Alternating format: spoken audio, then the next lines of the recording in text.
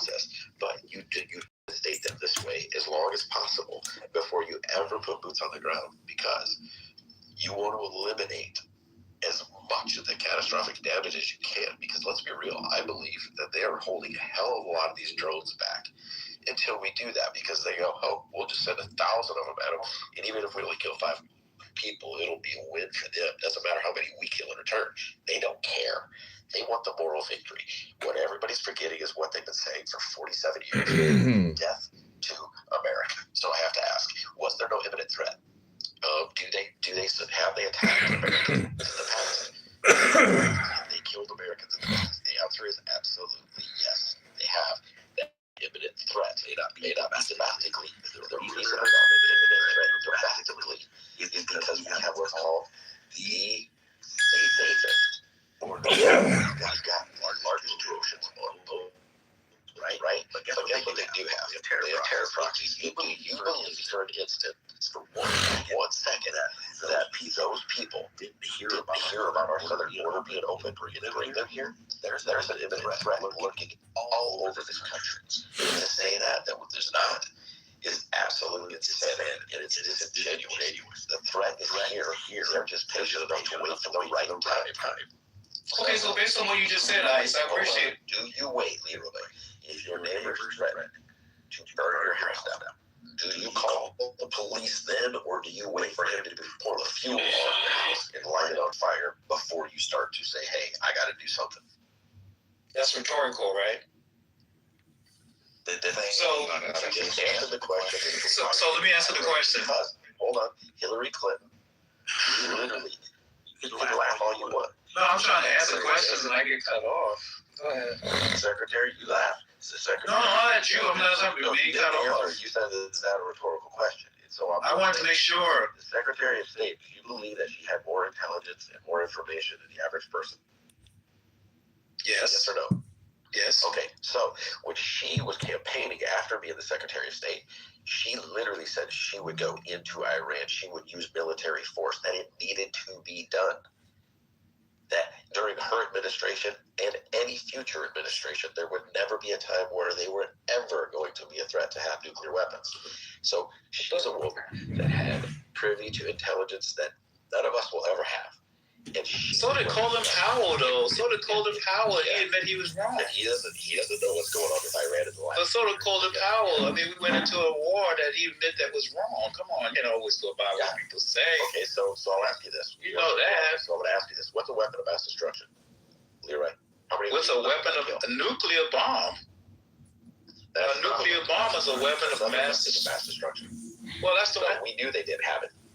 A nuclear bomb is a weapon of mass destruction that can cause large numbers of fatalities. Well, I'm just giving you mine. Okay, Leroy. Were they supposed to have chemical warheads on their Scud missiles? They talked about they would have.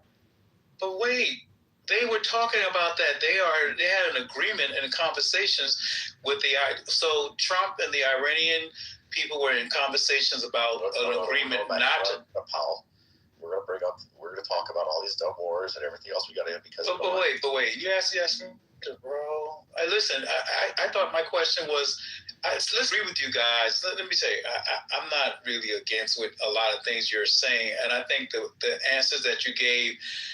They're not going to be able to do it all as quickly as I would have liked. And I think that the solution that someone asked me, I said boots on the ground, and someone said, no, give them time. And they're going to, methodically, surgically work this thing out. I think that's the best response to the problem. Yeah. I think that's what you guys have already said. The fact that you guys can go down the rabbit hole is not the issue anymore. It's how to solve this problem. That's all I was talking about. Okay, the rabbit hole conversation is I can't argue that. Right. So what happens in a country where you have a dictator and the people or the media or other people that is comes to them when they speak out against they get killed, they get destroyed. They get killed. Okay. So they have what's believed to be a unity. Their military we're doing what we're told, and there's No question about it, right? But in America, what we have is we have a divided country fighting about it on political lines because they believe that their party is on one side and the other party is on the other. But all presidents have said since the IRGC took over that we need to stop them, that they're an issue. But only one president has had the balls to say, we're going to put an end to it. We're going to put an end to your threats and your chance of death to America. Now, there's more to it. There's strategic play, okay? But everything about this has needed to be done for a long time. Fair to say that? I heard that was said. It needed to be taken care of a long time ago. I heard that. And do you agree that it's better to take care of it before? Now, it is said that Iran even said we were within weeks of having 11 nuclear weapons. Okay. So I agree that. Oh, let you ask a question. I don't know if this was the time to do it. That's my point. I don't know if the preparations. I don't think the preparations for dealing with it is not going well. I think to do it is. So it needed to be done. It needed to be done, but I think the preparation sucks. Okay, so here I would just say you're right. Let's say the preparation sucks. Now's not the time. But let's play the devil's advocate for a second here. Say Iran's not lying. If they were 2 to 3 weeks away, like they're claiming, is the best time to do it 2 to 3 weeks because they don't have a missile that can strike us. But do their allies, do they have missiles that they could give or that Iran could purchase that could strike America? Okay, so why did Trump say weeks back that they had already destroyed? Why did he say they already destroyed their nuclear missile capabilities? He said that wholeheartedly and say we have to knock out their abilities because they can. He said that. He said he had already solved the problem. No, he said that he knocked it out, but that doesn't mean they can't rebuild it. How fast was it going to be rebuilt in that? Since then, it wasn't so long ago. It wasn't so long ago. He said that. Exactly why they weren't going to build it, and they weren't going to build it now. Exactly why they went back. On Google. Can you go on Google and tell me how deep a bunker buster bomb goes? It doesn't make sense. It doesn't add up though. But Leroy, listen. Okay, but Leroy, are you saying that? I'm just going to ask Leroy a quick question. Leroy, you're just bouncing from excuse to excuse. This was not the. You said this is not. Really? Wasn't the time. Leroy, you saying though this I don't think was the time, or you saying it because Trump is doing it? Thank you. Would it have been a time? Thank you. Would it have been a? Would it have been a time if it was Obama? That's a good question. That's a good question. May I answer, please? Yeah, go ahead. Okay. Go ahead. I want you to answer. I think it needed to be done by any president, but I think that you have to prepare on how to do it. So right now, the way he did it, and it's reckless, and it's not planned well, and that's not when you don't have a good plan for how you're going to stay in control. It's a bad timing. Okay. That's what I'm talking about. So that's my context. No, but that's my context. I disagree. They spent about a month and a half. Right, Congressman, keep going. Yeah, he wants it to be publicly discussed for 2 months. Come on. Nobody said publicly. Shut up. That's not Leroy, hold on. Do you believe that if Trump has a specific deadline that he should come out and tell the media, Congress, and the whole world, and Iran, here's the deal, we're coming in and we're striking on this day, and we are going to stop all operations on X day. Do you think that is a good plan or a bad plan to tell them what your plan is? I think that he shouldn't tell the media or anybody what the plan is, but I think the structure of the plan, the way the plan was secretly, the way he can roll it out so when he finally acts, we wouldn't be in this situation with the Straits and worrying about this, that, and the other. I think the plan, I think he would have more support in terms of NATO and the public and everybody else. He didn't have to tell the public anything. He didn't have to ask the public to go and do it. So why would I think he should tell us? But I think that if he's going to do it, at least it should come out where it looks like he had a plan, not a just haphazard plan. He looked like he didn't have a good plan. Okay, Leroy. Okay, wait a minute. Okay, Leroy. Tell me how you think he should have done it. Okay. I'm thinking you think he should just knock on the door and go, yo, can y'all whisper in the ear? No. I'll tell you. I think what he should have done, I think that he should have sat down with NATO's. I think he should have sat down with people who are aligned with us. I think he should have sat down with everybody, get everybody on board, because this was not just a 2-country operation. This is a more than one country operation to solve this problem. I think it's a bigger problem. But wait. No. You got your allies. The more people you tell, the more. Listen, you asked me, can I finish my thought? Let him finish, because go ahead. So I think I would have wanted to get the ones who are on board with me, who all parties are interest, get them on board, get a good plan together. Even secure the straits, get everything, foresight, everything, right? And then when you bust out, they don't have a chance. They won't even have a chance to even come out their rat hole. They would be like, oh shit, fuck, we can't do anything. So you cover all of your spots. That makes no sense, Leroy. I just told you that's military. That's strong military planning right there. Leroy, this is why you get messed over in being a president. If you would have so I know you old enough to know that there's leakage. Someone's going to blow a whistleblower. Someone is going to let them know ahead of time. He wants more than leakage, bro. He wants more than leakage. That's what y'all think would have happened, really? I think my plan was better. I think my plan straits. I would take a chance with leakage and no support at all, though. We heard you.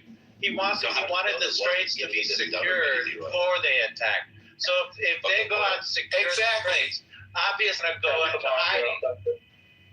Right. So now you hide the heads of the state. You haven't prepared it, because all it takes is one simple leak. We know this. We know there's a lot of cowards in Europe that are piss poor leaders. Their countries aren't helping Ukraine, but yet Russia's a threat at their doorstep. So this is who you have leading in Europe. This is why Europe, at one point, almost was conquered. And you know what? Why it could be again. And this is why they need the leadership. You need leadership that doesn't make popular decisions. They make the right decisions. And I'm going to tell you something. If you don't believe that our military leaders had a plan for going into Iran for the last 30 years, and that plan is ever changing, you're absolutely crazy. These generals do nothing. When they're there, their job is to be prepared at any moment for the call from the president to either defend or attack based on something that they don't know themselves. They didn't have a good prepared plan. Leroy, how do you know that they didn't sit down? How do you know Rubio or Hegseth or Trump didn't make calls to people in the UN and said, hey guys, we got a problem with Iran. There's some potential threats that, here's what we know, they might attack Israel soon. And they were like, no, we don't want to get involved. No, we don't want to get involved. So do you go to the world and they come out and tell them all, we tried talking to the UN, they don't want to get involved with Iran because they're scared of the ramifications of a war growing. So we're going to do this, but we'll let you know when. No. But you know what? Your point. We don't talk about the UN being pussies. What do? We handled it back channel. They know already the UN was not going to get involved at all. But you know what? Guess what else Hillary and other presidents all said? You stand with your allies. So if your allies, we heard a Democrat congressman said Israel, there was an imminent threat. Not here in America. So let your allies get leveled by Israel, who wants to commit genocide, who wants to wipe them off of the face of the earth. Let's let that happen to our allies and see who stands with America ever again. No, I get you. I mean, listen, all I'm saying is that the premise, you got to keep in mind, right? These are not, the premise behind why he said he went in there, that premise changed about 15, 20 times. And the premise was never, like, see, you guys are given the same consistent premise. Do you know how many and this administration said why they went in there? They said, they'll make your head, it'll make your head spin. It'll make your head spin. Wait. They would literally make your head spin. You're right. Tell us one or two that you think that he reneged on. Go for it. Which two do you think he's held to? He said that there was an imminent threat. Some of the people said it was. He said that. Wait. Marco Rubio said, "Oh, we knew that Israel was going to attack, and if Israel attacked, he was going to attack our stuff. Well, naturally, I mean, what do you think is going to happen if they're attacked? They're going to attack back, you know. But that was another premise. Then it was another premise. They rigging up the nuclear bomb. So there's another premise. Then it was another premise. Trump said they were coming after me, and I was going to get them first. He just skipped you. Dude, I don't know. Okay, I got it. Let me respond. Jesus Christ, there's so many premises. Topics all under the same umbrella. Yeah, there's too many separate premises. That sounds crazy. This sounds crazy. Let me respond to this, because we've hit the imminent threat multiple times. First of all, what Rubio said was it wasn't about attacking yes or no. It was about the moment of attack. Okay? The intelligence that the Israelis got was actually from the CIA. So the CIA told Israel that they were going to have a meeting that was above ground. And so that was a perfect moment for them to attack. It was our intelligence that gave them that information. They said, well, we're going to hit that spot. And then that at the same time. That's what Rubio said. And it was twisted into, oh, well, we weren't going to attack, but they attacked. So we did it because of them. That's not true. He had multiple press conferences where he debunked that narrative. But the imminent attack, I talk to Iranians every day. My friend called from Sweden while we were talking about were they going to attack, not going to attack. He said Iran was going to attack. He said Iran is getting ready to attack. So we've been talking about this for weeks. Lee has said that one of their mistakes in the 12-day war is that they waited. They negotiated and they waited, and they got, caught flat-footed. So one thing that they were getting their people ready for was that they were going to attack. So whether it was a bluff or not, it was enough for us to say, okay, you're bluffing, we're going to call your bluff. Now we're going to attack, because you are showing us an imminent threat. So everything Trump said is legit. Yes, and Simon, let me ask you, so is it true that they knew there was an imminent threat, yes or no? Actually. Okay, so now, yes, there was to Israel, actually a Democrat senator actually came out and said that, yes, there was an imminent threat there. So there was, and it was that one, right? So is it true that Trump said in January, I think it was the 12th or 13th, that, hey, help is coming to the people of Iran to stand strong, help is coming. Yes, exactly. Did he say it? Did he say it? Yes, he did. Okay, so guess what? So he said those two things, right? So he warned.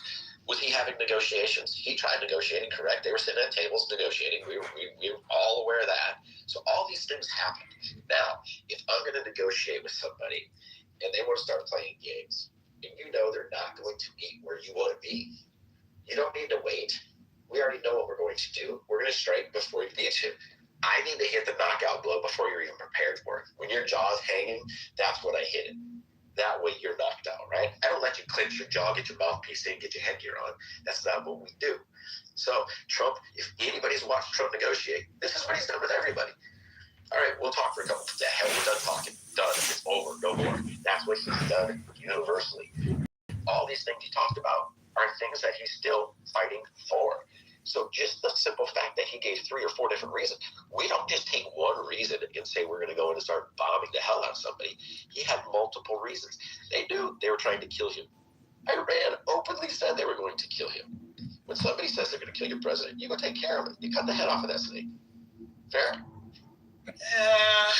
Okay. I mean, listen. If you want to find, he should wait. They should wait until after he did. If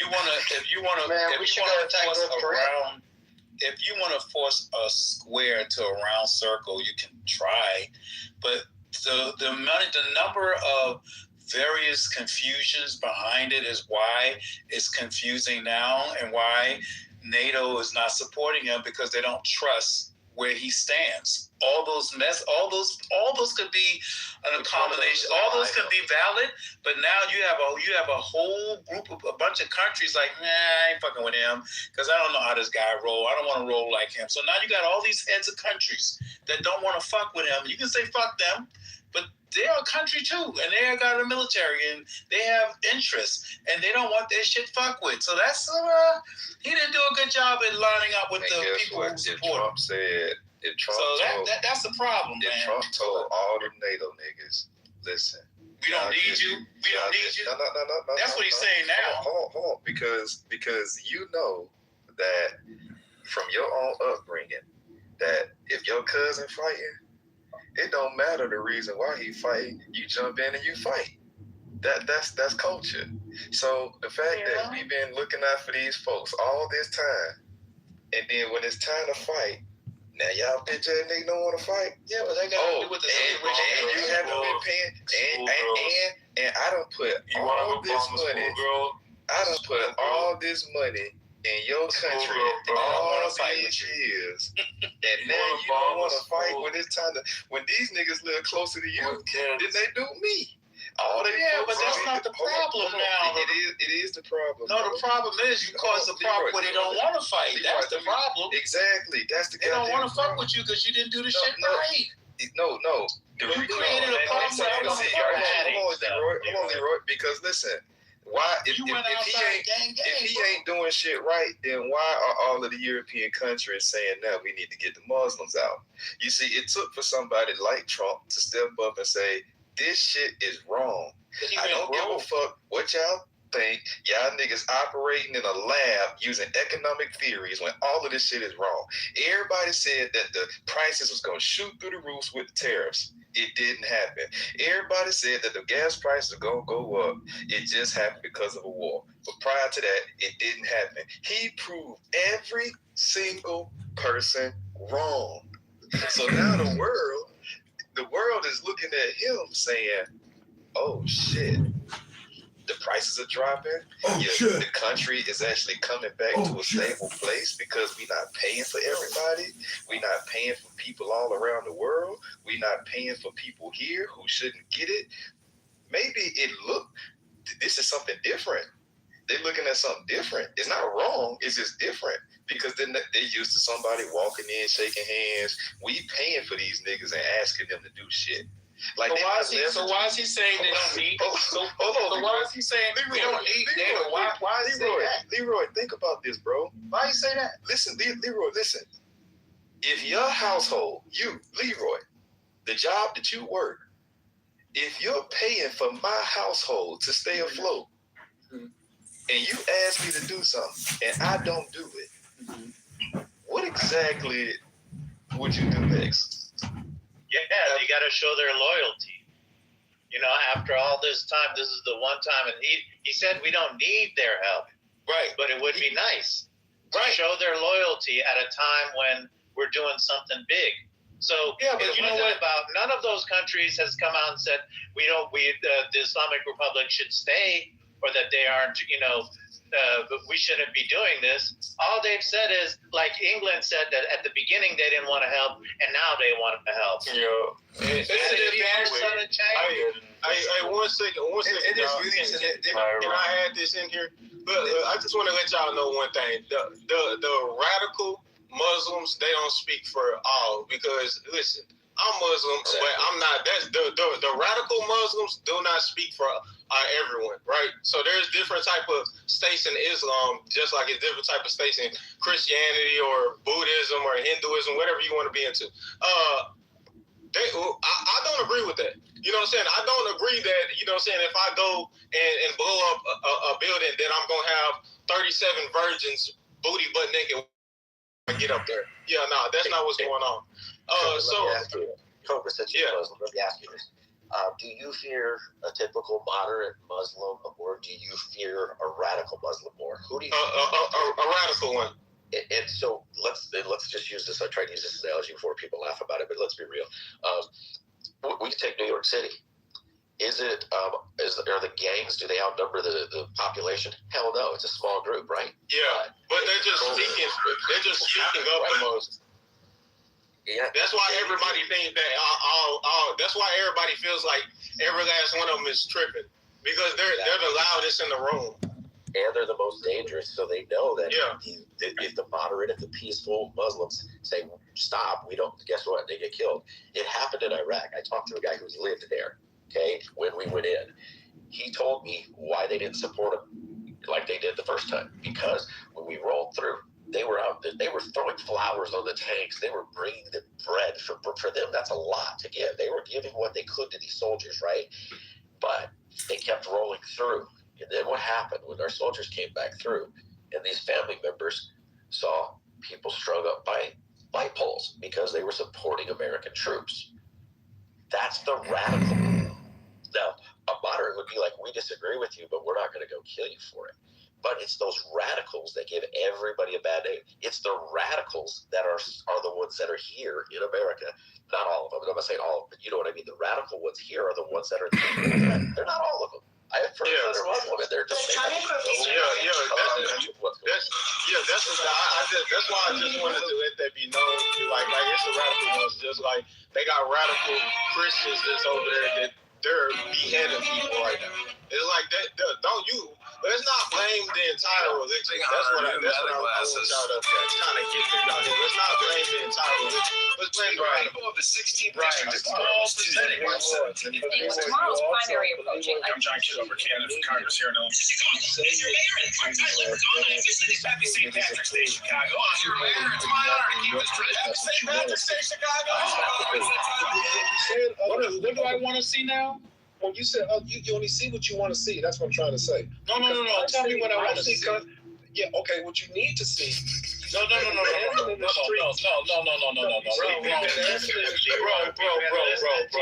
like a half hour. Bro, we're not gonna have. I know that. I can't be indoctrinated. I'll have a conversation with you, but I cannot be indoctrinated. Please don't try. Okay. Here's what you need to see. Have a conversation with me. You need to see people celebrating. You see people in the street celebrating. Yes. What this man has done, right?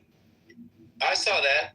Okay, well, if you saw that, why are you giving pushback on what this man has done with the UN? He said we don't need. Hold on. He said we don't need them, but that's what you kept until Simon. I think it's Simon who said we will use them. We would like for them. You don't hear that part. That's people like you. No, you didn't. You heard him say that? Can I say? Do you mind if I answer? I'll answer. Now let me get a question out. You heard Trump say that part? Say it again. What's the part? The part that Simon said. You said we don't need them. Yes. But we would like to. They can also participate. We can have their help. Did you hear him say that? I heard that. Yes. So they know that. Okay. The moderate, We're talking about what other countries disapprove of them. Okay, so I want to go back to one. I'll say this: the Iranians who dancing in the street, I've heard them say, "We know Trump is not there for us.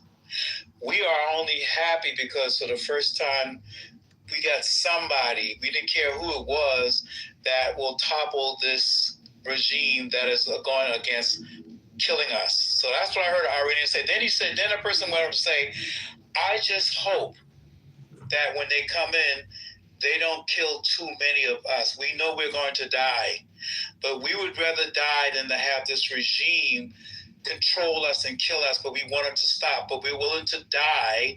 And if Trump administration comes in and we all have to die, let's just pray that he don't kill too many. This dancing is not celebrating Trump. They don't give a fuck who comes in to save them, even though they have to give up their lives for it. That's a quagmire. That's a hard place to be, man. When somebody feels that way, that's fucked up, man. Don't go there, Leroy. Don't twist it. But that's what they said. I heard them say it. You literally heard the Iranian president. Leroy, let me ask you this real quick. Leroy, let me ask you this. Leroy, do you believe? Wait. Do you believe he did exactly what Kara said? He twisted it. Yeah, I know, but that's why I want to let this moment happen. Do you believe that if America didn't have the freedom of religion, that it would be the same way? What? No, I'm asking you a question. It's very straightforward. Do you believe that if America did not have the freedom of religion, that we would be the same way? Yes or no? I believe if America didn't have freedom of religion, Did not have freedom of religion. Would we be the same way in what regard to what? Okay, so answer my question. I want to be clear. I'm just trying to get clear. In regards to the war, or regards to Iran, the same way how Iran is ran. So let's say hypothetically, America was only based upon Christianity, right? Let's say that if somebody, because we have national booty warriors out here in America, right? Let's say that they want to go around being top tier booty warriors. Wouldn't they be beheaded if they were going against? Because when they be that, anybody that cheat on their wife, wouldn't they be all of those sins that they're committed? And we just went around. Your question. No, I'm not complicating anything. I'm literally saying. Just ask the question, bro. Oh my God. He asked the question, you didn't get it. So he giving you context now. Exactly. I'm giving you context because you were okay, go ahead. I'm trying to follow you, bro. Okay, so what I'm saying is if America was only based upon Christianity and things that people do that are sins, which would be having sex before marriage, cheating on your wife, niggas being booty warriors, if all of that stuff goes against Christianity and people were over here doing that in America, do you not think that there would be someone here that would feel the same way how they feel in Iran? I mean, that's correct. The answer is yes. Okay, no, I want him to answer that because he just said that it's fucked up. So I want to know. Yeah. So I mean, I guess so. I mean, but he's still don't understand. No, I don't understand the question in the context of how you don't get that. Get the question. He got it. What the fuck? Okay. Yes. Okay. Yes. Yeah. Now what? What exactly? I ain't gonna lie, bro. Trump, that nigga's a fool, dude. I don't know, though. Yeah, we know you don't know. No, but wait. Yeah, you don't know. Hold on. You don't know. It's simple. It's simple. If you listen to a new person that's in write Iran, some things down and then come up and talk. I mean, seriously, in the middle of your half a sentence, it's like I don't know. But if you listen to Iranian people who are the innocent ones with no arms and they've been getting killed, and they say they know that Trump and Israel's not there for them, but they just want to topple this regime. Anybody that can come in and do it. That's wrong, brother. That's not what they're saying. That's what they said. That's what they you're said. Twisting it. You're twisting it. Listen, let me get this point. Hello, everybody. This is Monica. I'm your friendly moderator for now. This is Matt's room. Please follow, like, and subscribe to Matt. I think we need a little more order, a little less five miking.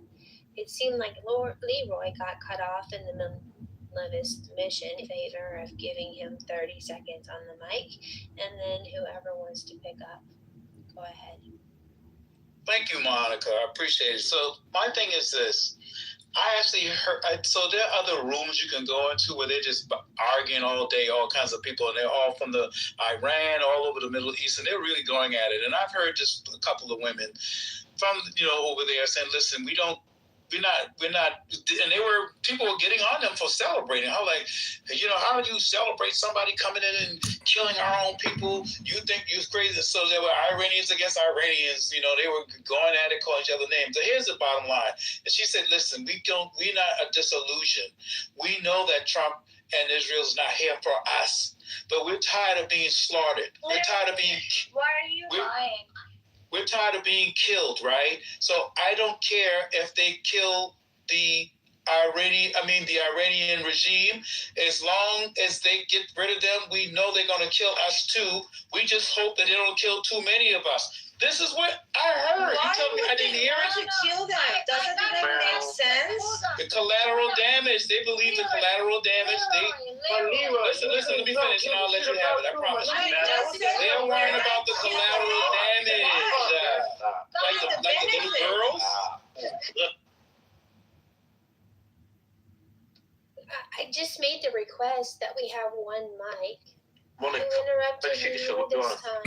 Monica, I'm going to take a show. Me that interrupted him. I'm trying to work, but I just can't listen to his bullshit, lying, stupid. But Monica, darling, These niggas don't know what they're talking about, bro. Now, these niggas is stupid, bro. Hold on. Now, come on, dude.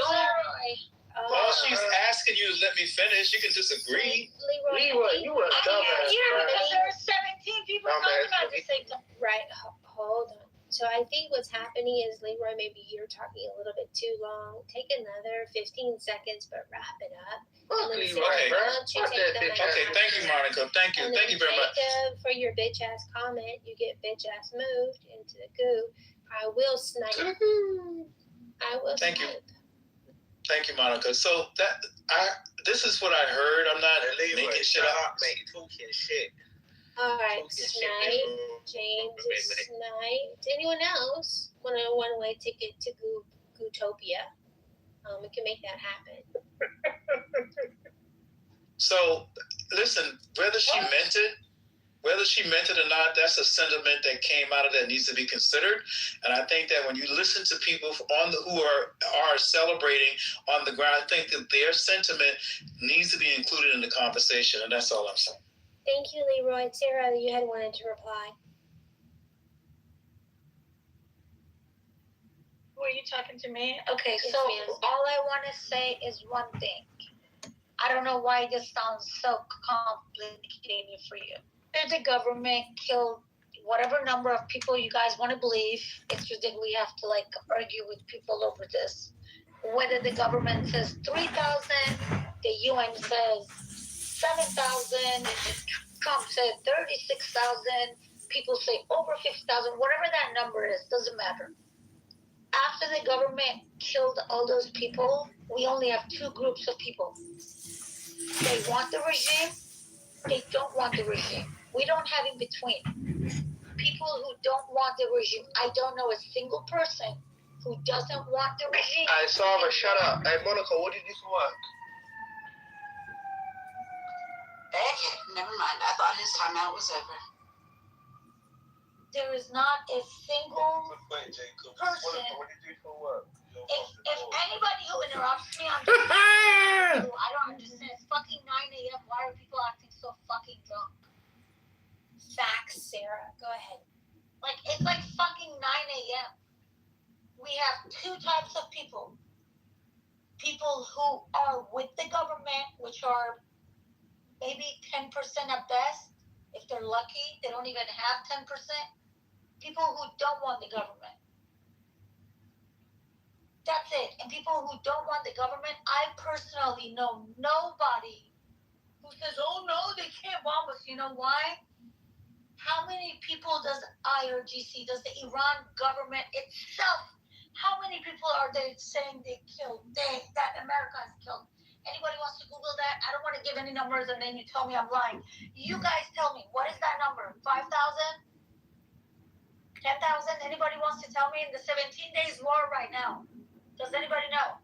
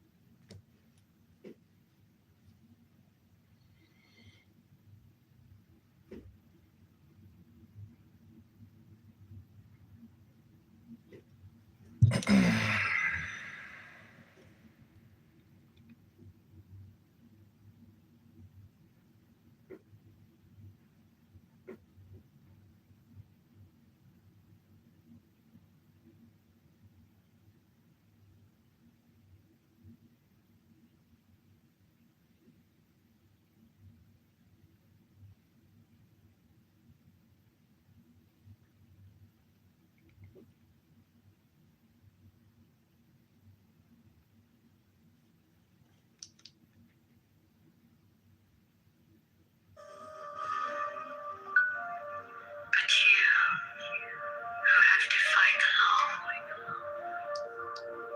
you who have conquered by subtlety, your force,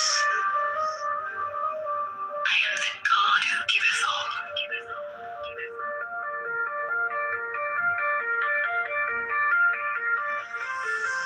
20 I ask you to sacrifice.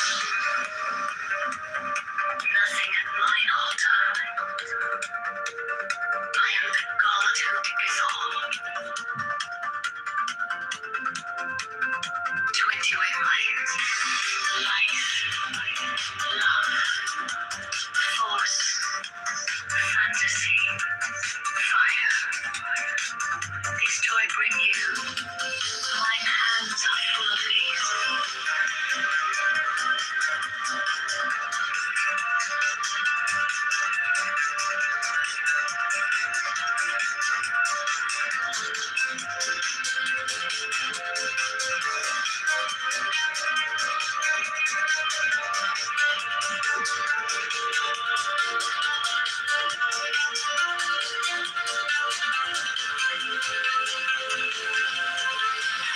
is joy in the setting out.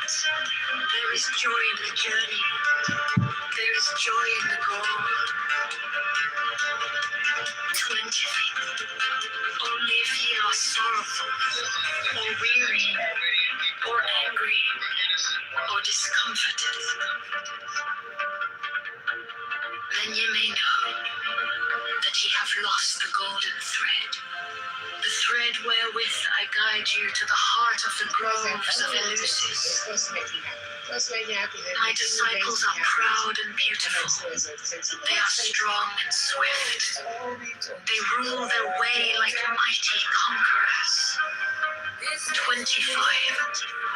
The weak, the timid, the imperfect, the cowardly, the poor, the tearful. These are mine enemies, and I am come to destroy them.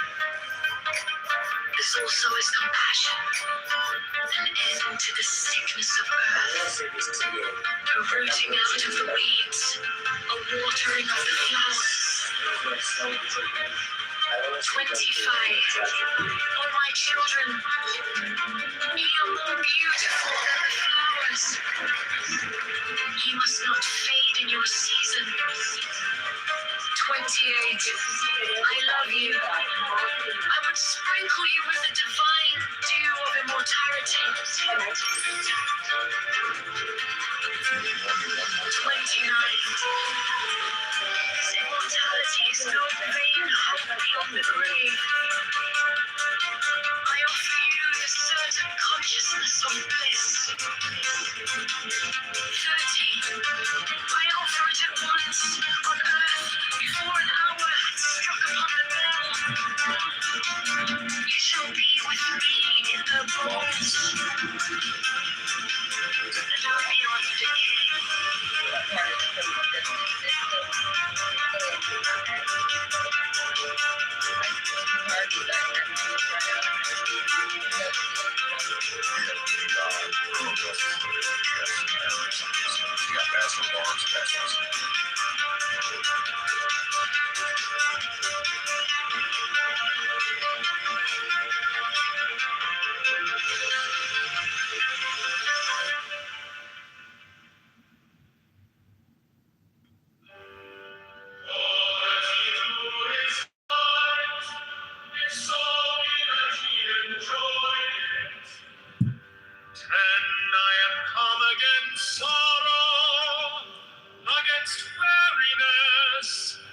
Against them that seek to enslave you. 11, I pour you lustral wine, that giveth you delight both at the sunset and the dawn. 12, come with me, and I will give you all that is desirable upon the earth. 13. Because I give you that of which earth and its joys are but a shadow. 14. They flee away, but my joy abideth even unto the end. 15. I have hidden myself beneath a mask.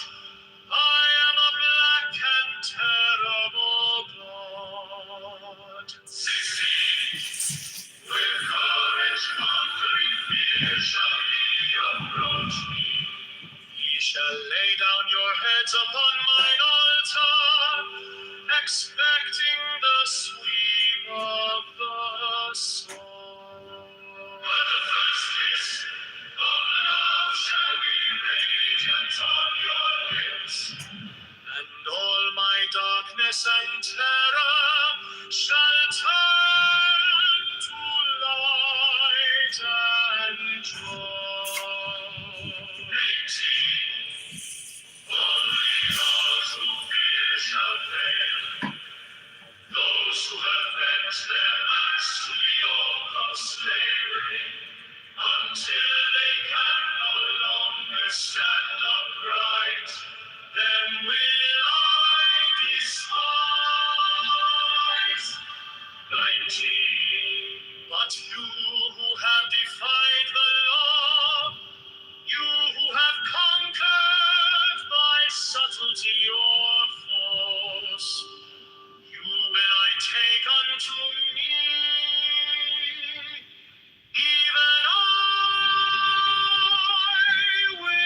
take you unto me. 20, I ask you to sacrifice nothing at mine altar. I am the God who giveth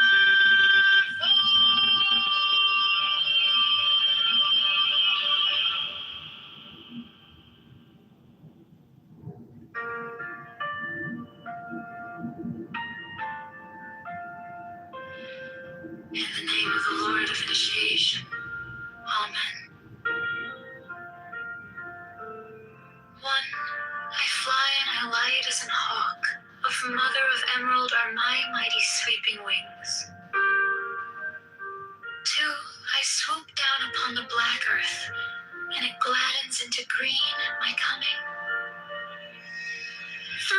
Children of earth, rejoice! Rejoice exceedingly! For your salvation is at hand. The end of sorrow is come. I will ravish you away into mine unutterable joy. I will kiss you and bring you to the bridal. I will spread a feast before you in the house of happiness. I am not come to rebuke you or to enslave you. I bid you not turn from your voluptuous ways, from your idleness, from your follies, but I bring you joy to your pleasure, peace to your languor, wisdom to your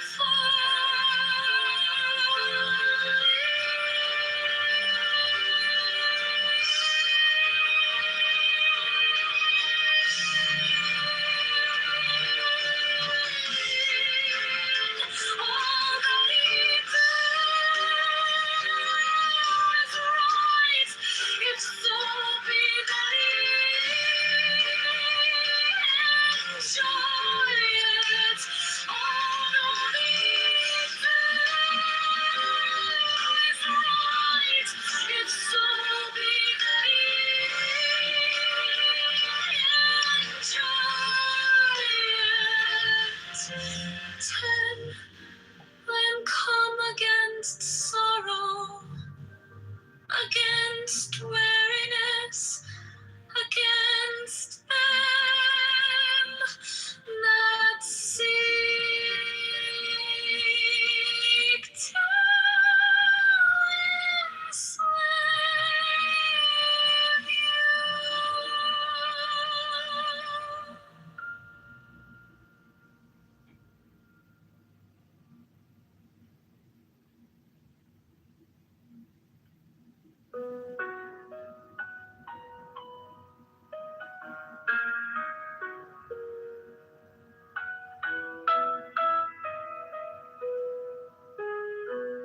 In the name of the Lord of initiation. Amen. 1. I fly and I alight as an hawk. Of mother of emerald are my mighty sweeping wings. 2. I swoop down upon the black earth, and it gladdens into green at my coming. 3.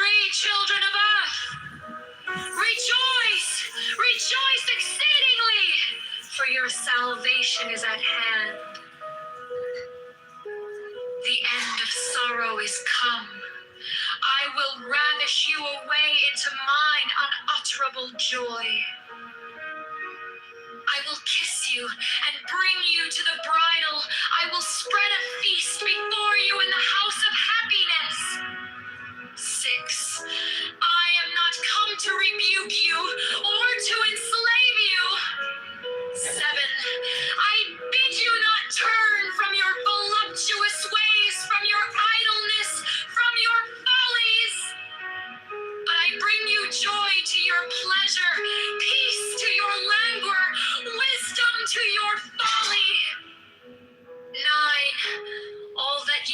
is right, if so be that ye enjoy it. 10. I am come against sorrow, against weariness, against them that seek to enslave you.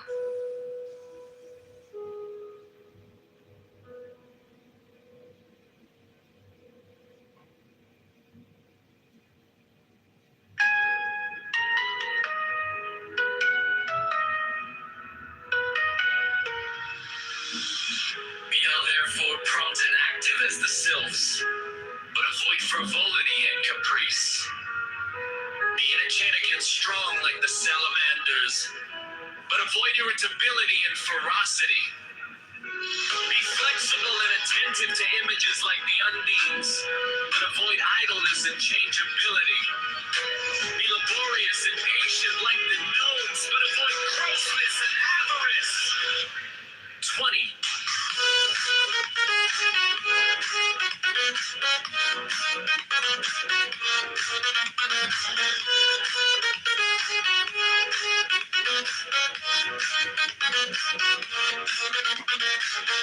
So shalt thou gradually develop the powers of thy soul, and fit thyself to command the spirits of the elements.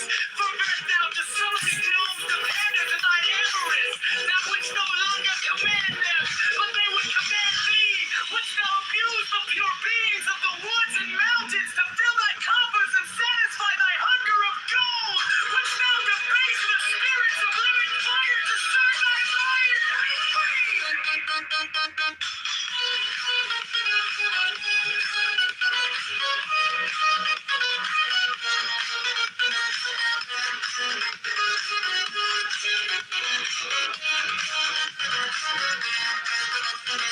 Wouldst thou violate the purity of the souls of the waters to pander to thy lust of debauchery? Wouldst thou force the spirits of the evening breeze to minister to thy folly and caprice? Know that with such desires thou canst but attract the weak, not the strong, and in that case the weak will have power over thee.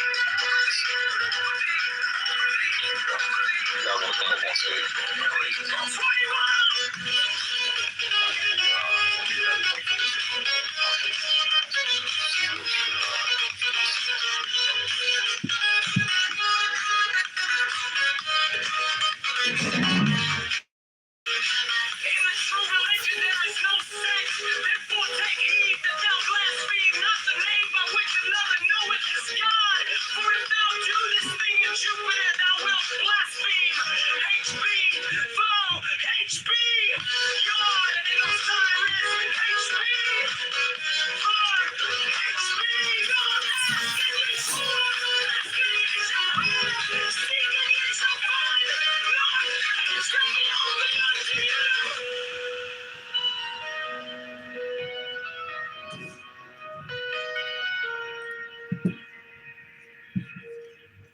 Be thou therefore prompt and active as the sylphs, but avoid frivolity and caprice. Be energetic and strong like the salamanders.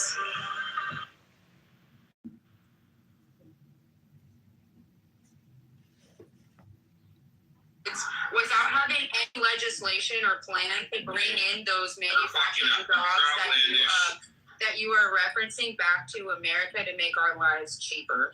And then again, there is no reason that those corporations.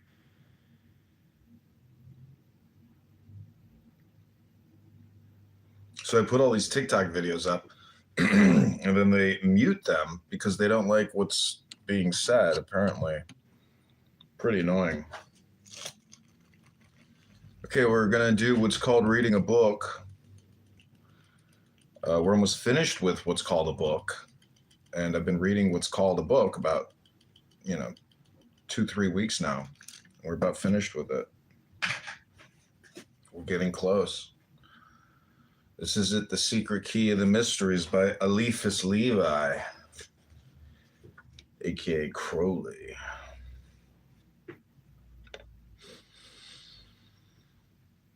Astral writings are often ridiculous or obscene. I think I read all these already. Dr. Briere de Bosemont, in his curious treatise, Traité des Hallucinations, tells us that a man perfectly sane who had never had visions was tormented one morning by a terrible nightmare. He saw in his room a mysterious ape, horrible to behold, who gnashed his teeth upon him and gave himself over to the most hideous contortions. He woke with a start.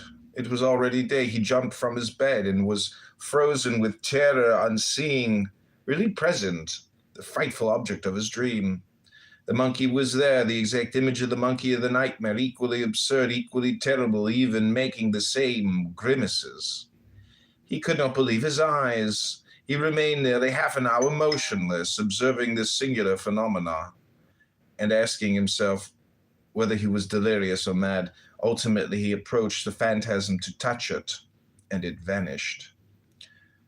Cornelius Gemma, in his Histoire Critique Universelle, says that in the year 454, in the island of Candia, the phantom of Moses appeared to some Jews on the seaside.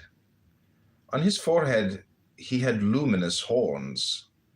In his hand was his blasting rod, and he invited them to follow him, showing them with his finger the horizon in the direction of the Holy Land.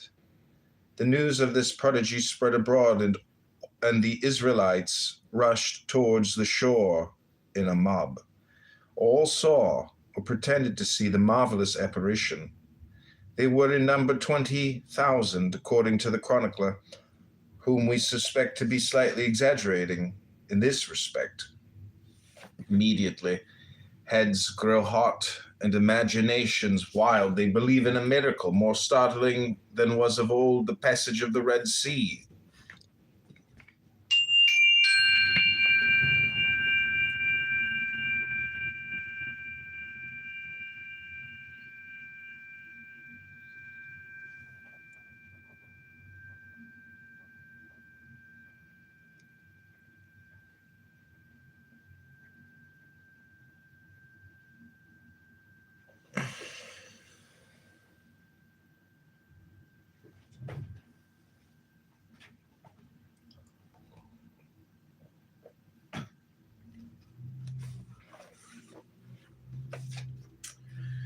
The Jews form in a close column and run towards the sea. The rear ranks push the front ranks frantically. They think they see the pretended Moses walk upon the water. Shocking disaster resulted. Almost all that multitude was drowned. The hallucination was only extinguished with the life of the greater number of those unhappy visionaries. Human thought creates what it imagines. The phantoms of superstition project their deformities on the astral light and live upon the same terrors which give them birth. That black giant which reaches its wings from east to west to hide the light from the world, that monster who devours souls, that frightful divinity of ignorance and fear, in a word, the devil, is still for a great multitude of children of all ages a frightful reality. In our dogme et ritual de la Haute Manger, we represented him as the shadow of God. And in saying that, we still hid the half of our thought. God is light without shadow. The devil is only the shadow of the phantom of God.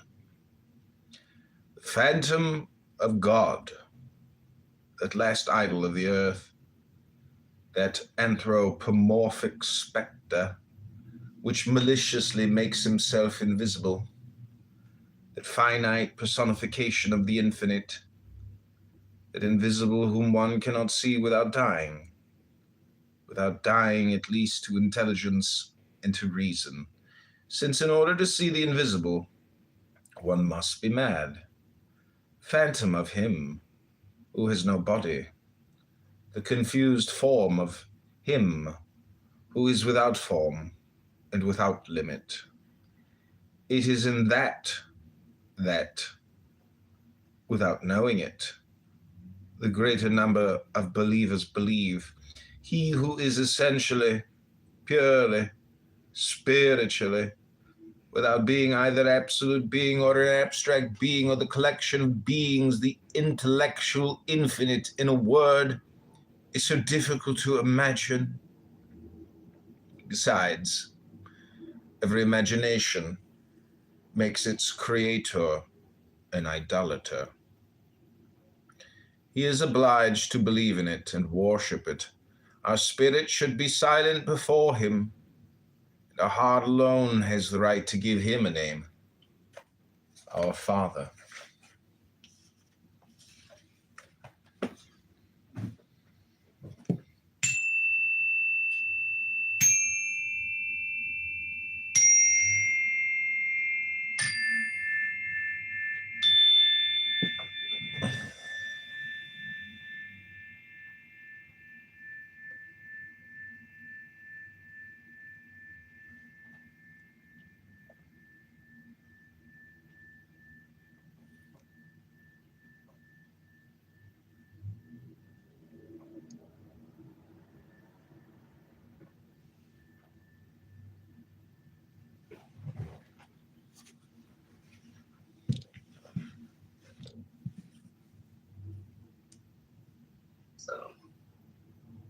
So how do you know he's on a date though?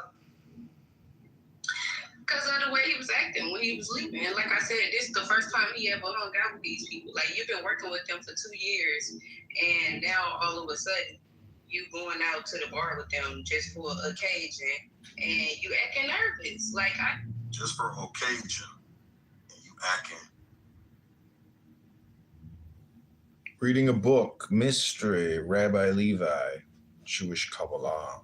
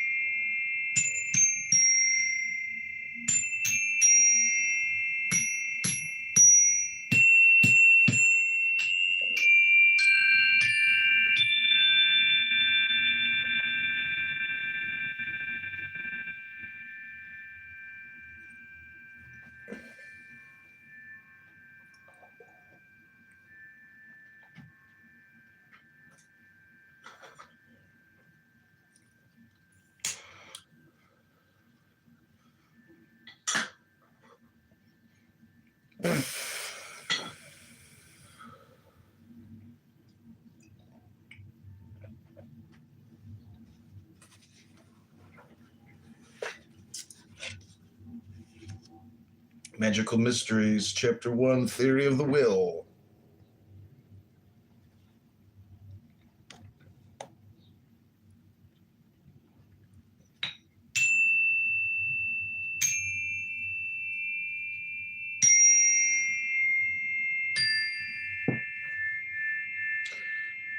Theory. Astral writings are often ridiculous or obscene.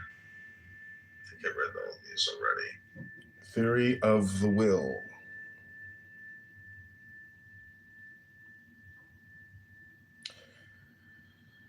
Human life and its innumerable difficulties have for object, in the ordination of eternal wisdom, the education of the will of man.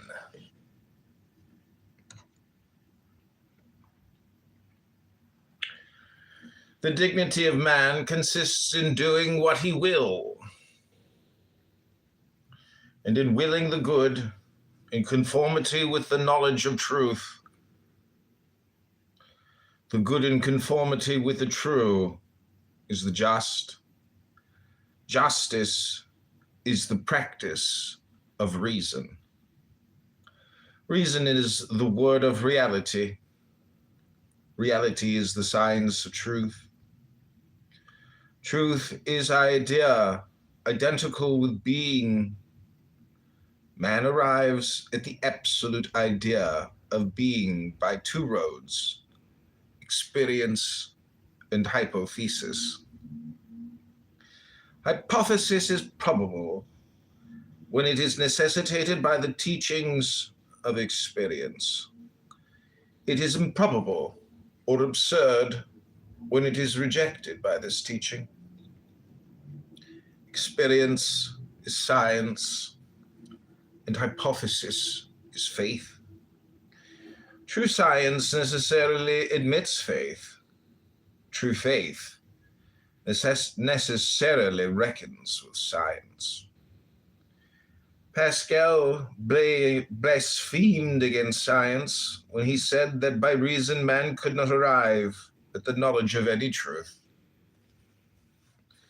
In fact, Pascal died mad. But Voltaire blasphemed no less against science when he declared that every hypothesis of faith was absurd, and admitted for the rule of reason only the witness of the senses. Moreover, the last word of Voltaire was this contradictory formula: God and liberty. God, that is to say, a supreme master, excludes every idea of liberty as the school of Voltaire understood it. And liberty, by which is meant an absolute independence of any master, which excludes all idea of God.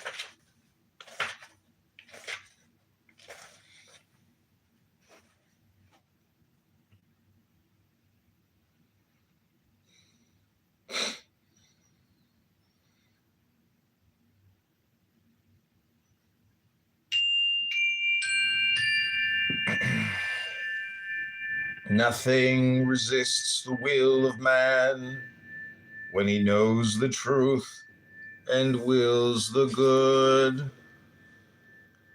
To will evil is to will death. Perverse will is a beginning of suicide.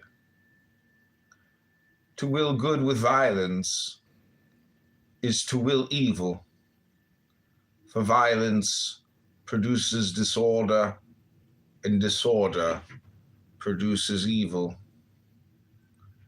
One can, and one should, accept evil as the means of good, but one must never will it or do it. Otherwise, one would destroy with one hand what one builds with the other.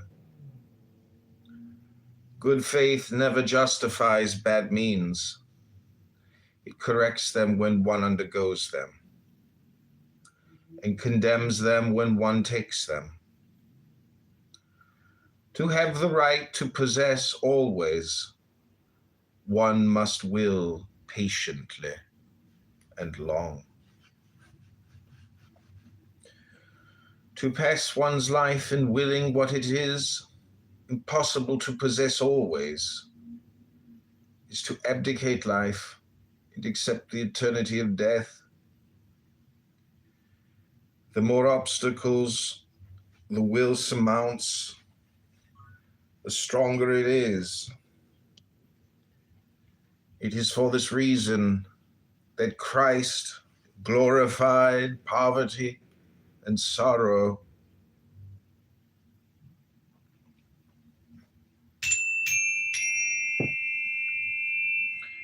When the will is vowed to the absurd, it is reproved by eternal reason. The will of the just man is the will of God himself and the law of nature. It is by the will that the intelligence sees. If the will is healthy, the sight is just. God said, "Let there be light." And light is, the will says, "Let the world be as I will to see it." And the intelligence sees it as the will has willed. This is the meaning of the word, "So be it," which confirms acts of faith.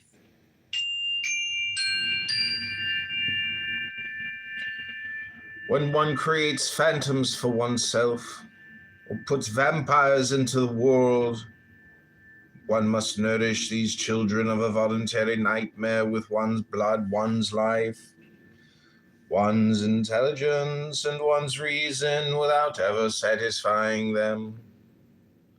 To affirm and to will what ought to be is to create. To affirm and will what ought not to be is to destroy. Light, subnote, meaning again the special light spoken of previously. Light is an electric fire put by nature at the service of the will. It lights those who know how to use it. It burns those who abuse it. The empire of the world is the empire of the light. The empire of the world is the empire of the light.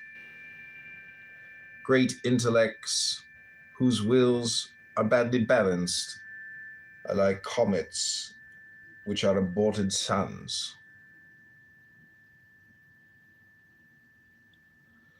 To do nothing is as fatal as to do evil, but it is more cowardly. The more unpardonable of mortal sins is inertia.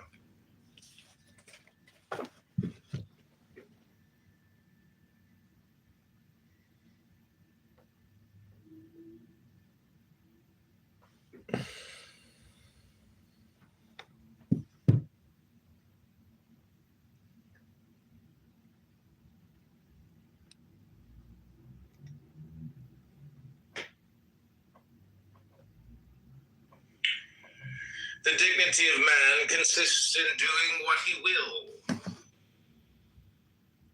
And in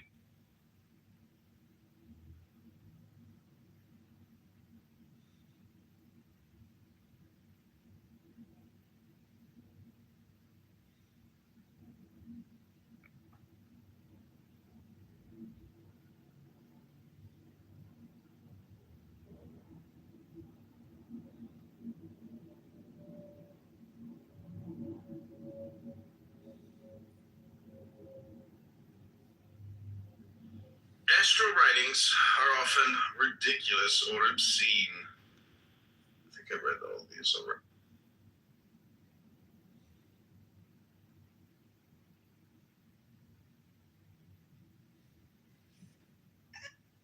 Obviously, for the children, for the sake of the goddamn children, how are you can blame it on whatever you want. The Frito-Lays, we trying to fix that, right? With RFK, he trying to fix that, and they pushing back. The fucking hot Cheetos and shit. You gotten a generation of women who don't have jack shit in any category. So again, back in the day, there used to be like 1 to 2 deficiencies, and they would have things to compensate. Now it's just all deficiencies and no sort of compensation. They look like shit. They smell like shit. Their brain ain't shit. They don't even got no spirituality about them. They atheists. So there's literally, you can't point to one thing. I used to be able to, at least if there was a mini BBW, I'll call it a mini BBW compared to today, right? Meaning that she was just one hamburger over the limit. They used to be acceptable because the benefits that came with them, they earned a paycheck, they was cooking, food, and they was compensating. Today, when I look at this woman, I see a D-ranked Pokemon that nobody wants to catch. Like, they just, how when you going through those forests and shit, and you're like, damn, I'm just getting hit up by all these fucking low ass. I'm not wasting a Pokeball on that. So, Nino, please, for the love of God, can you please? I don't know what we got to do, scorch earth, meteorite, but it's not sustainable. Nino, do you know who Valentine is? Nah, who's that? Like Saint Valentine? You mean like the Italian Catholic? Yeah. Yeah, but what made him famous? No clue. He would perform secret marriages because the government outlawed marriage. And so what I'm trying to say is that if you go on Hinge or Bumble, there are across the whole country in every major city, you're talking about millions of women who are obese. And we're not talking just like fat. We're talking obese. They're double vaxxed, triple boosted. They got cat litter boxes and rainbow flags, and they are angry. And so all I'm trying to say is, in this reality, if you can be like St. Valentine and, actually help people overcome their complications, because their biggest obstacle, it has to be their anger. Like not going to the gym, not eating right, not, doing all the things to essentially reverse the years of tumult, and falling down the hill because they're fully cooked. They are rotisserie chicken. They are rotisserie chicken that has been on the spigot for 20 years too long. They never got off the ride at the carnival. So all I'm trying to say is, if you can help and not, insult or make even angrier, but try to reverse engineer where you want them to go, it's possible to help them get into a flow state. And I think it all has to do with your communication and basically what you put inside yourself. Because I can only share with others what I've taken and put inside myself, which is truly intelligence, knowledge, wisdom, and subversiveness, because you're never going to be able to reverse all these people and help unless you're subversive, because they can detect inauthenticity, but they themselves are inauthentic. So you have to try to 45D chess reality. And that's what they think they're doing, but they're not. They're obese. They wear rainbow flags, and they get angry, and they waste all their time on irrelevant topics. So the secret is in the library, in my opinion.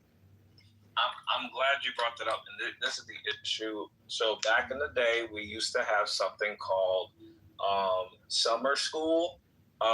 Unfortunately, the No Child Left Behind kind of eliminated that, and maybe we need to bring back summer school someone in this other room brought up charm school. So they used to have charm school, and again, I'm not the right one at the end of the day, unfortunately, to be a mentor to these women, because I've tried with my own sister, and again, she's hard-headed, and she don't even want to listen to the aunties. She don't want to listen to because her mom is dumb. Her mom is not dumb, but her mom is one of the most vindictive, manipulative, and sociopathic individuals you'll ever meet. So obviously she is not a good influence, but the other women in the family have tried again. So I believe that men need to mentor men and women need to mentor women. There are certain cross topics where they can be mentored by the opposite gender, but a lot of times what I'm seeing is Astro writings are often ridiculous from what I've seen. Specific. I think I read all these already.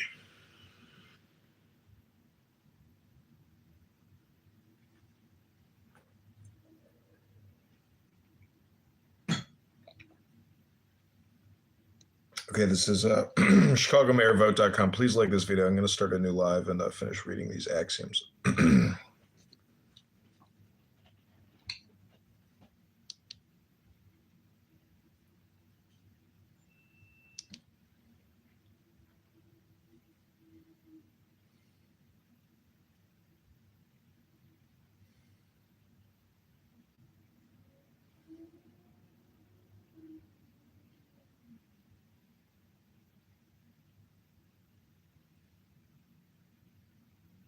On our new meta glasses, we're here at the Chicago Public Library in Jefferson Park. This is the Jefferson Park Merchant.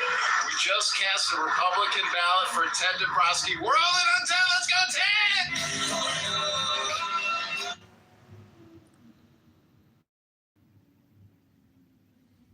So they know that if the moderate, if the peaceful Muslims say, stop, we don't, guess what? They get killed. It happened in Iraq. I talked to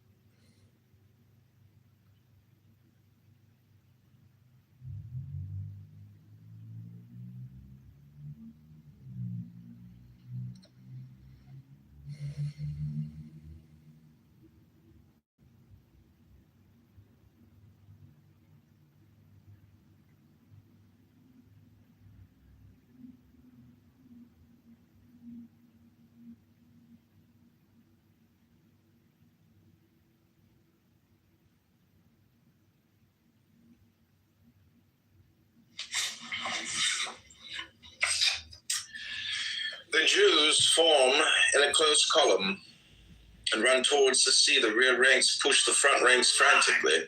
They think they see the pretended Moses walk upon the water.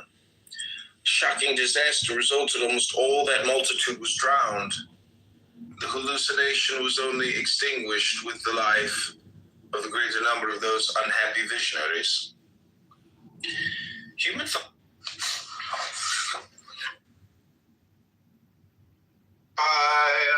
of the light.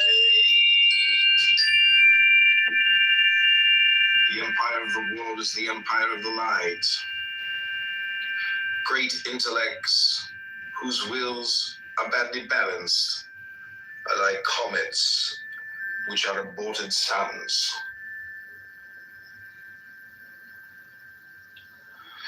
To do nothing is as fatal as to do evil, but it is more cowardly. The more unpardonable of mortal sins is inertia.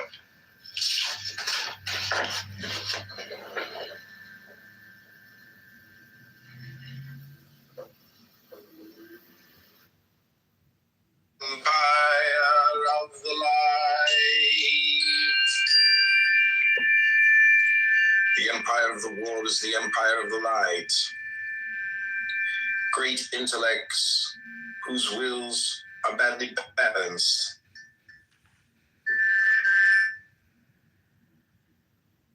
this contradictory formula: God and liberty. God, that is to say, a supreme master, excludes every idea of liberty as the school of Voltaire understood it. And liberty, by which is meant an absolute independence of any master, which excludes all idea of God.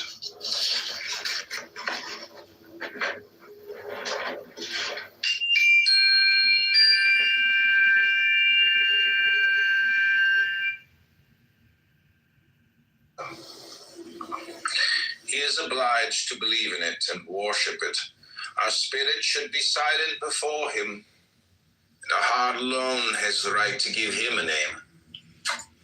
Our Father.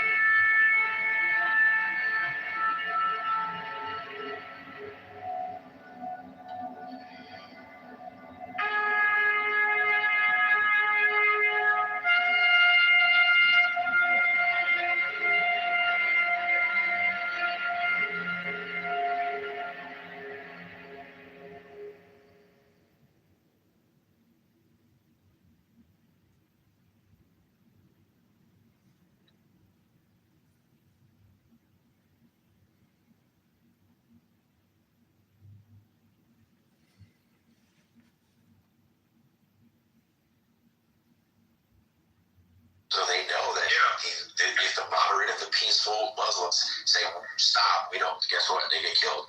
It happened in Iraq. I talked to a guy who lived. I should say Persians are being used to attack Iran. And I would say... Good afternoon. Chicago's St. Patrick's Day tradition got an even greener twist today, thanks to Mayor John Kitover. Dressed as a leprechaun. I should say Persians are being used to attack Iran. And I would say... I'll... Father's generation, 15, 16, 17-year-old kids running down and lying about their age, lying about their education, to join the service, and then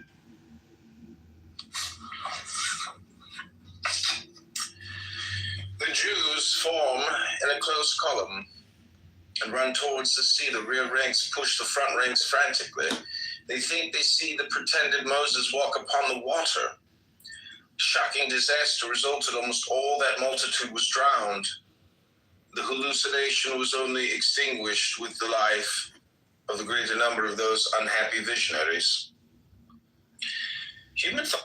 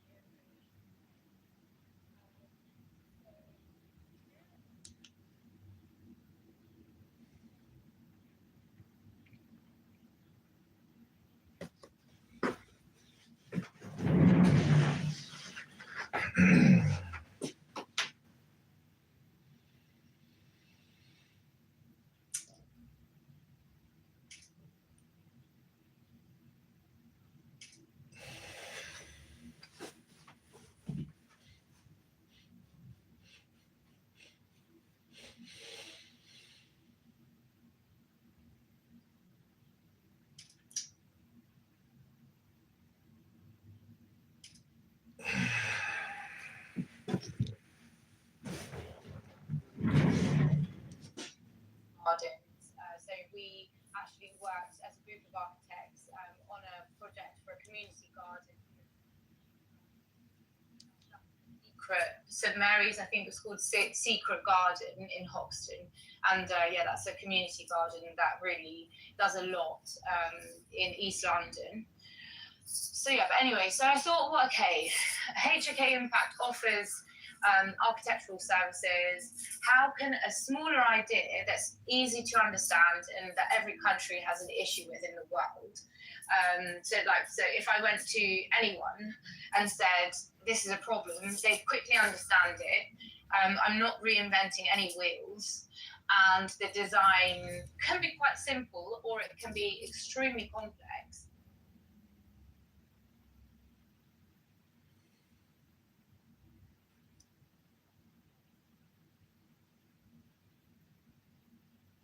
Hello?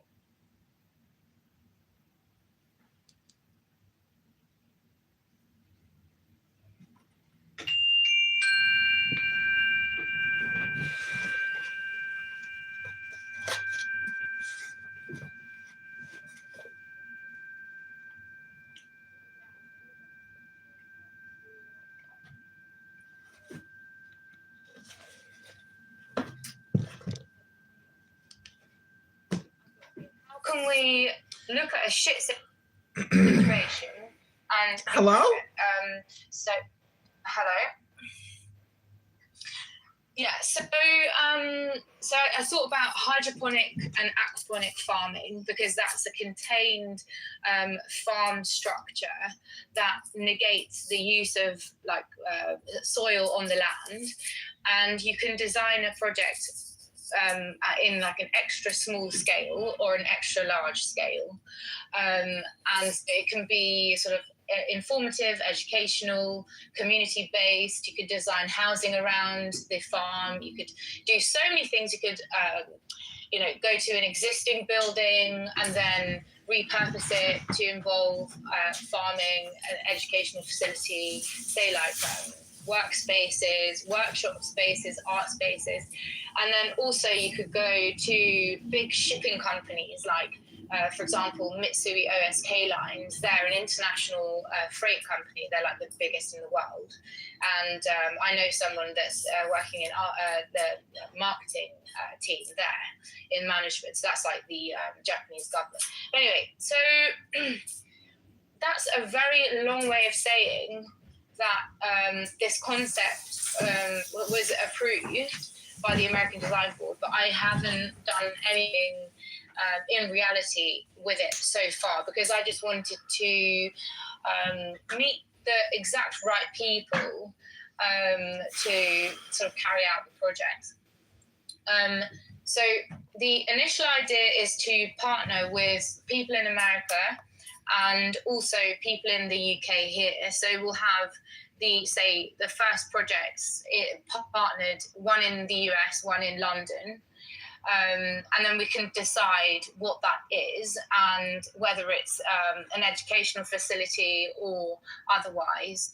So I guess today is an open discussion to sort of talk about potential ideas or buildings or any sort of feasible situations or spaces that you see that has potential to be designed and also executed. So I guess that's a summary of what's been going on.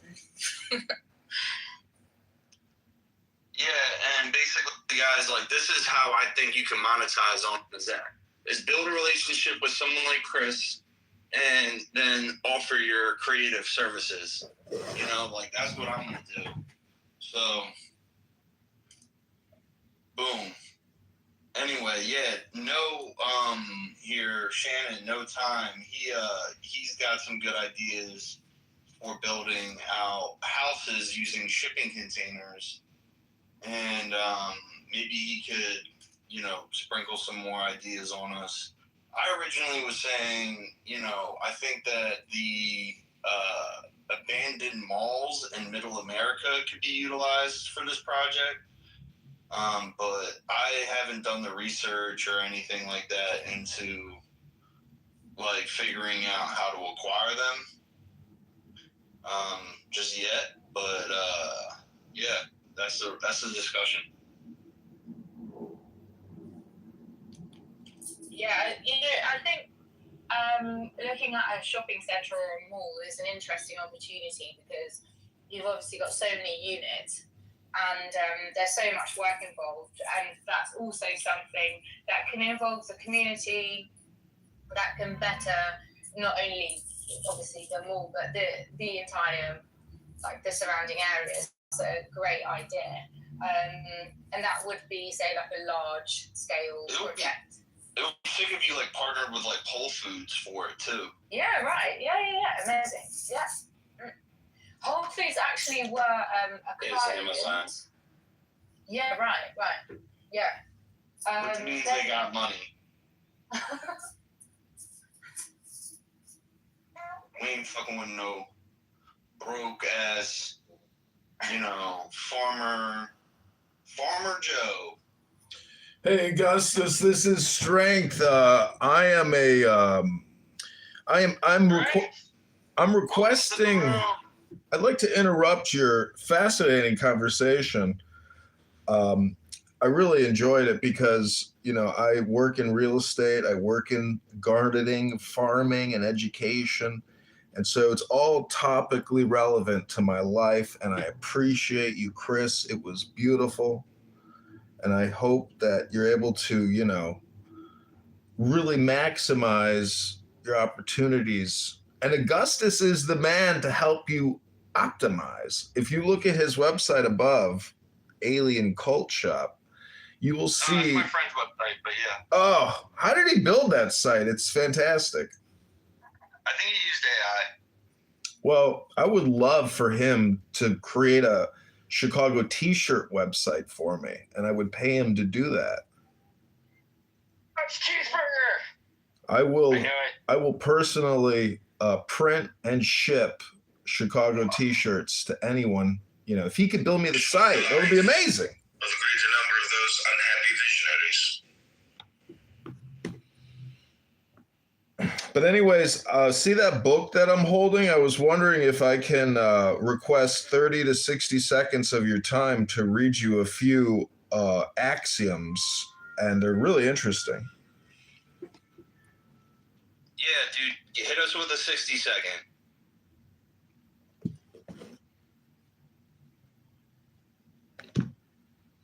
Okay, this is your 60 seconds. Yeah, first tell us what the book is before, I consent to anything. It's called The Key of the Mysteries. Oh, okay. It's basically like it's magic, but it's Kabbalah. It's really interesting because you don't know it, but the American founders considered all of this stuff, and it's in our Constitution and all of our founding paperwork, because the paradox is the two words God and liberty, because they're actually completely opposed to one another. So how do you discuss it or rationalize it or reason it? That's what it's trying to answer. But this is just, I'll give you 30, 60 seconds. Tell me when to stop. This is the first axiom. Nothing resists the will of man when he knows the truth and wills the good. To will evil is to will death. A perverse will is a beginning of suicide. To will good with violence is to will evil, for violence produces disorder, and disorder produces evil.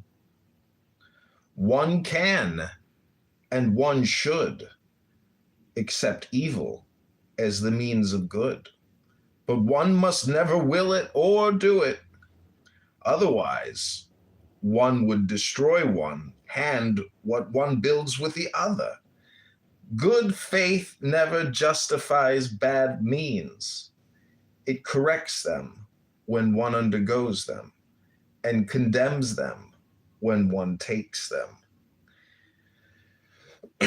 To have the right to possess always, one must will patiently and long.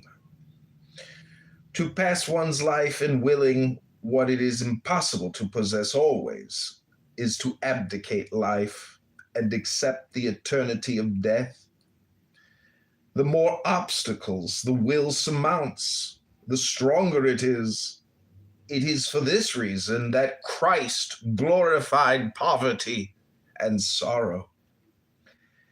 When the will is vowed to the absurd, it is reproved by eternal reason. The will of the just man is the will of God himself and the law of nature. It is by the will that the intelligence sees. If the will is... I like to stop there. It is by intelligence does the universe see. I mean, it's truly fascinating, right? Like, the idea that, like, Christ... Can you hear me? Hello? Shit. Yeah. I missed that one. That he embraced suffering, right? Because it's through suffering do you open a channel for your higher power to come in and fortify your spirit. Ooh. And that's something I've been saying now for some time on both apps, X and Clubhouse. I'm getting in an elevator. You guys talk.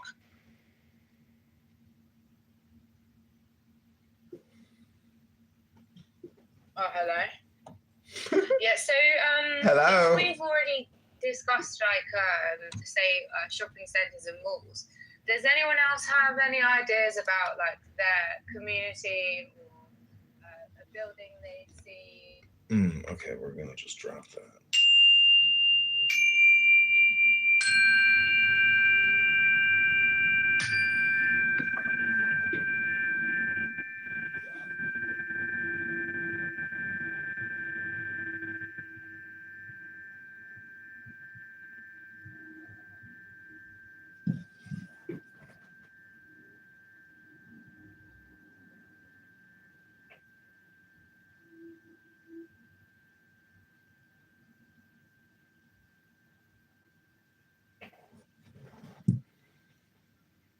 Okay, this is Jewish, Israeli, Kabbalah, power, wisdom. This is your friend Strength.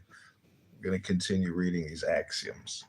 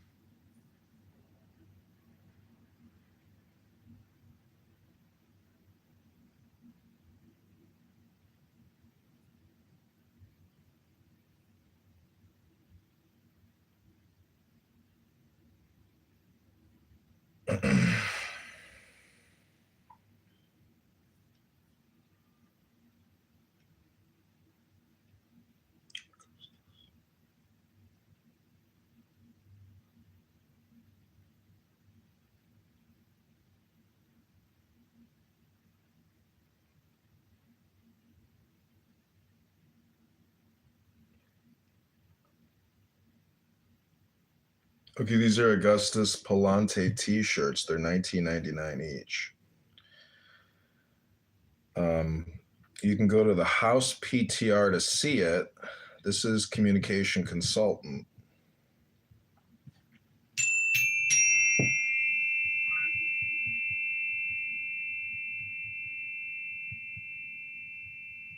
We've already discussed say shopping centres and malls. Does anyone else have any ideas about community shopping centres and malls? Does anyone else have any ideas about community?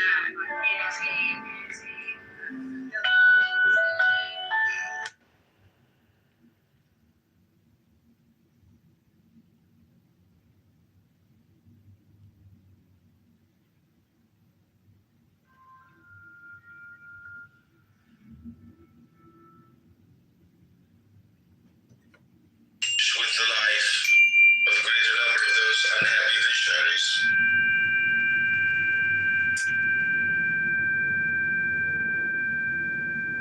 Okay, this is Augustus Palante T-shirts, $19.99 each. Contact Augustus Palante to buy one of his amazing Hello T-shirts. Hello? This is Hello T-shirts. So Nick is here. Hello? About to end the room, Nick, unless you want to say something. Hi, I'm Broccoli. I help.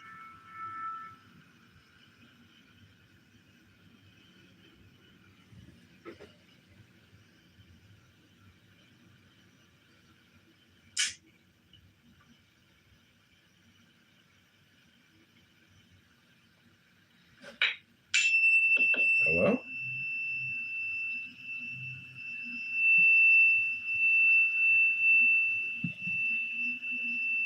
Lower toxin buildup.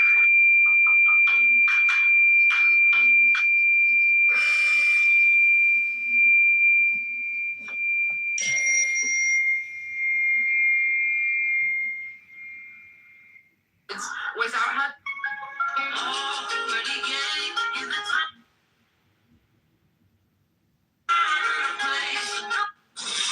First of all, I think it's obvious. People want to know where their money's.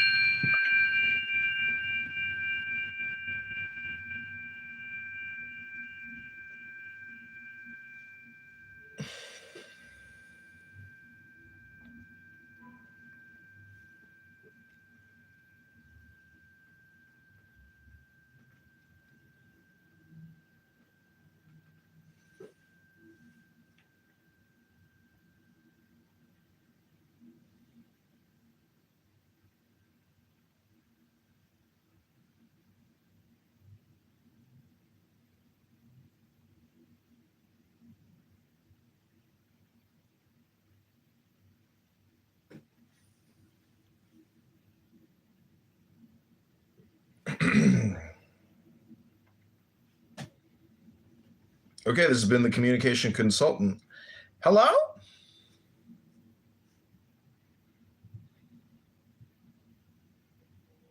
They were supposed to decide and then survey it and all of that stuff.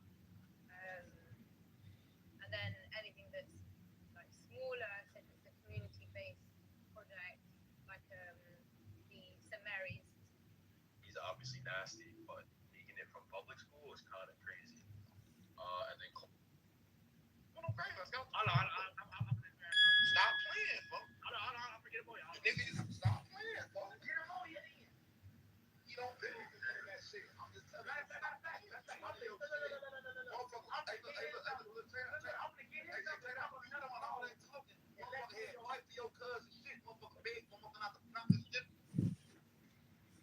Okay, this is John Kitover.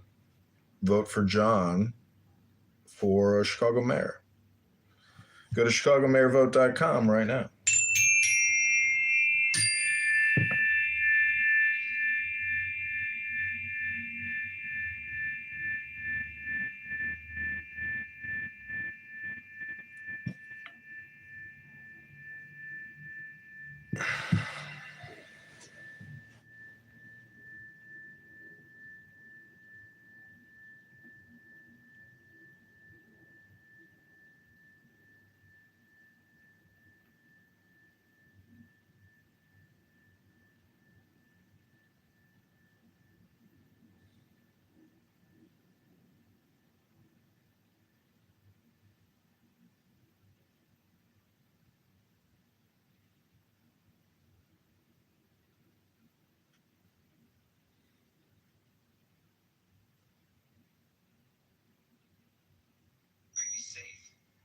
Yes, I should not speak right now because I would tear that person into pieces.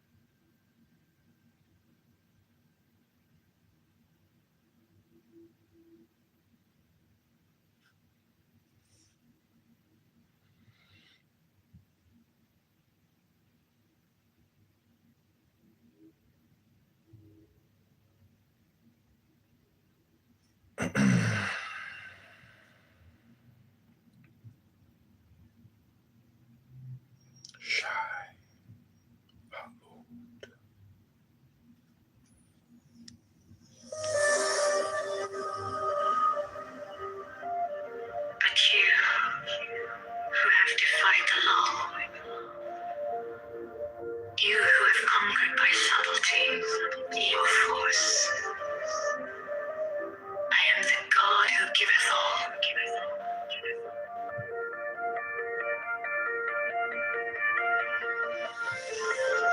20 I ask you to sacrifice. Nothing at mine altar. Danny! I am the God who giveth all. Welcome, Danny. This is John Kitover. Vote for John for Chicago mayor. Go to ChicagoMayorVote.com right now if you want to be a part of the fun. If you want to be a part of the new John Kitover campaign for Chicago mayor, we need your help. And as a qualified and experienced crisis actress, I'm sure you will be invaluable to the campaign. How are you, Danny? I'm very sad. I got blocked by Carmelita today. Well, welcome to John Kitover. Do you know who John Kitover is? It's like a brother to me. John Kitover is like a brother to a single mother. You're like my sister from another mother.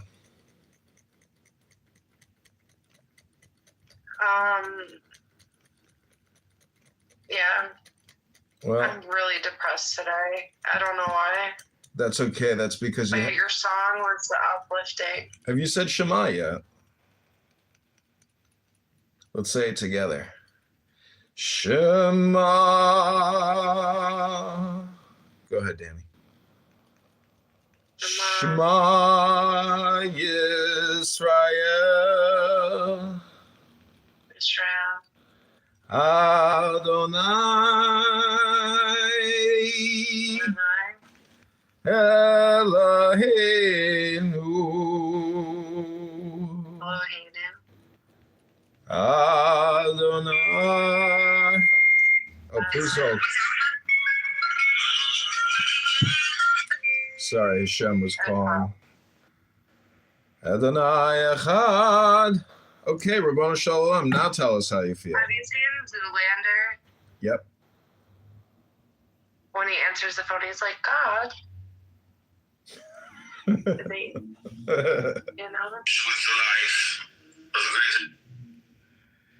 Okay, so this is also a top secret Kabbalah MK Ultra NLP programming room. Congratulations.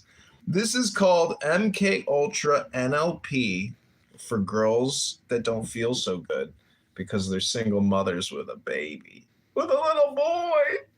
This is your NLK Ultra PSYOP Kabbalah injection. Honestly, like, my son is the best thing that ever happened to me, but I don't deserve it.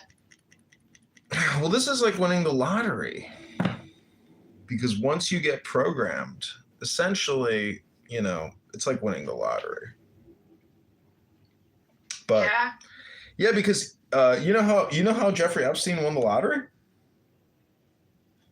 Zorro Ranch Trust. Yeah, how did he win? I heard he was blackmailing someone somewhere.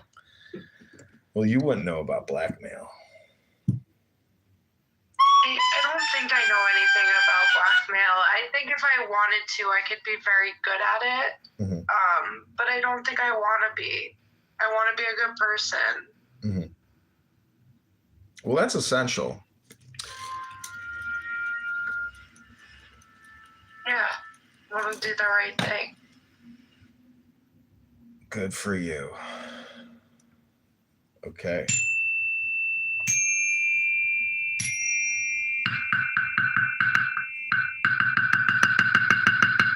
It's really hard though. For retards like me that don't read books. What was the name of the nonprofit in Zoolander? Girls that don't like children that don't read good books and such. Like, what was the name of the nonprofit? Do you remember? Forget. And he's like, what is this for ants? Let me see what it was. People who don't read good books are so good. It's all so hard now. Zoolander nonprofit name. The Derek Zoolander Center for Kids Who Can't Read Good. And want to learn to do other stuff good too. Yes. The John Kitover Center for Kids Who Can't Read Good. Oh my God, I'm gonna open that. That movie is such a like MK Ultra movie, like when it's like Cletus. And they like program the models to like assassinate. It is actually a whole movie about MK Ultra. It's like Manchurian Candidate, but like